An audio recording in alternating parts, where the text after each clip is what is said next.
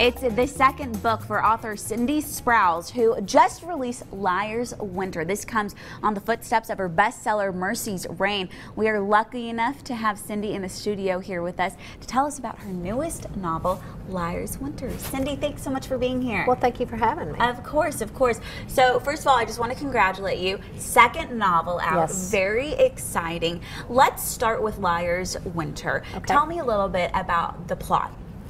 Liar's Winter is about a young woman who was born in the deep mountains, the Appalachian Mountains, and she was born with one of the port wine birthmarks that covered her face, her cheek, and her arm. And back in the deep mountain regions, those people were not familiar with that type of thing, and they were usually afraid of them. And so it was called the mark of the devil. They were very superstitious. So this is her story of how she learns to live with that, how she finds forgiveness, how she seeks her family.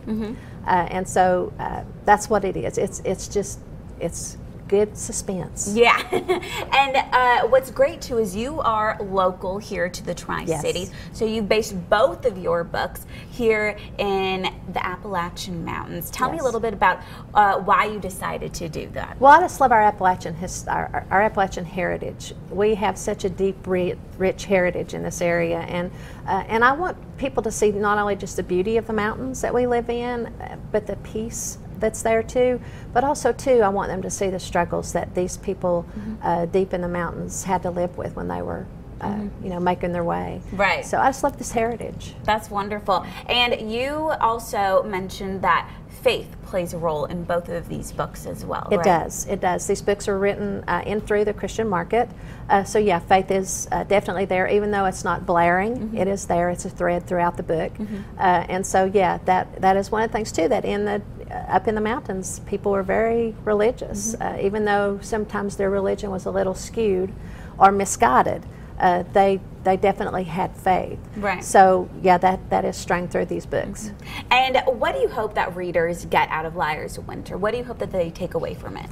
I hope that that when they finish reading Liar's Winter, they realize that people are not what they look like, but they look at their heart. Liar's Winter is about the choices that we make, and we have a choice to be either good or bad. We have a choice to be polite or kind, or to be ugly. And since this book it actually has been very timely with all of the things that our world is in right now, with racism and and judgment and that kind of stuff. So I'm hoping that when they walk away from reading Liar's Winter, they have found a different heart, and the choice that they make becomes the choice to do what is right. Oh, that is wonderful. And people can get both of these books at really anywhere, right? They can. In Kingsport, you can get them, and you can even order them from I Love Books in Kingsport, in the Kingsport Mall. They are through Books A Million, Barnes & Noble, and Amazon. Of course, they can get them all there. These are traditionally published books, so they're easily to get a hold of. Wonderful. Cindy, thank you so much for coming on and talking about Liar's Winter and, of course, Mercy's Reign. We really do appreciate it. Thank you for having me. Good luck with the second book. Yes. Yeah, thank you for making time for us. Make sure you check out Liar's Winter. All the information is right there at the bottom of your screen. Now let's get a check of our weather.